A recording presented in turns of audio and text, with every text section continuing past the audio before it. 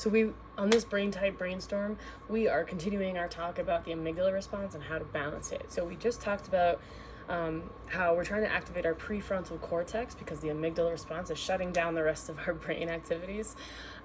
So taking a breath was one thing we just said about getting our brain back, but there's other ways that we can try to activate our brain if for someone like some of my clients or some people I work with or some friends or heck me as a kid when I didn't like just stopping and taking a breath. It felt dangerous and I didn't like it. So I have to be able to come up with other ways to activate different parts of my brain that aren't just me stopping and pausing and taking a breath.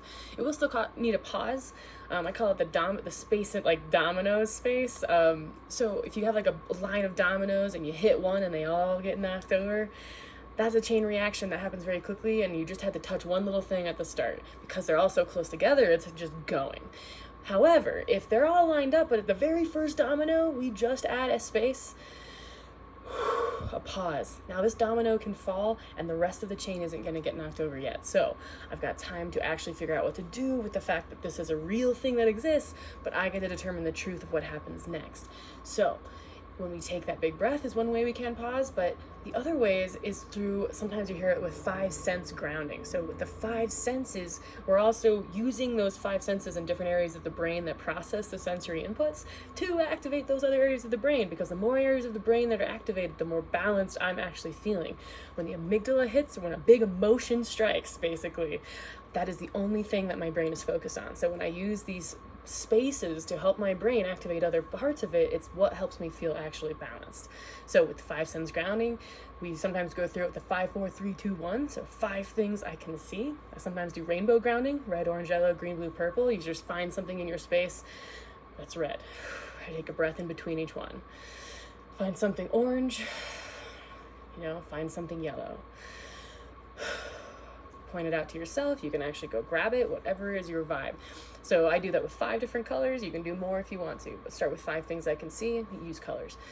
4 things I can touch. This is where we can go with textures or fidgets. So if you've got like little fidget toys that you like to have around, or special ones that you carry with you, or just little anything that's a different texture. Heck, you can even use earrings that you're wearing. Sometimes why this is where people wear jewelry. We've got things to play with, things to fiddle with. That can be a grounding space to go. Touch is also about the 4 elements, or temperature changes. So if you can walk outside and get some sun on your face, an element that would be both warm and it would be fire from the sun. So you got the elements that you can start to pay attention to help you again focus on the 5 senses, with the 4 elements is for the touch. So then 3 things I can hear. This is where we can use things we can hear. So this could be music. This could just be listening right now. Like I've got fans running as like some white noise. That always helps me kind of ground. I've got a white noise. You can also hear people outside talking. I've got my window open.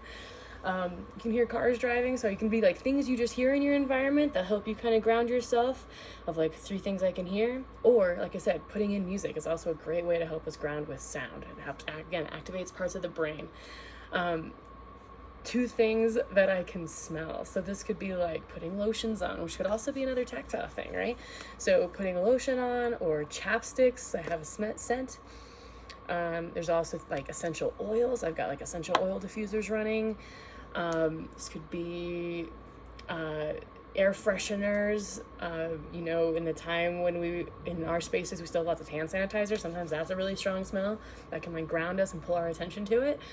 And then one thing that I can taste. So this could be like keeping something like mints around, or gum, something, or again, food. This is also why I think food is a really grounding space too, and a lot of other reasons that food ticks this box, but taste is again a way that we can ground ourselves. It activates our brain in a certain way, and especially if there's memories associated with like comfort foods and things like that. So can use, again, this knowledge to help us activate parts of our brain, help us feel more balanced. And then maybe we can get to a breath.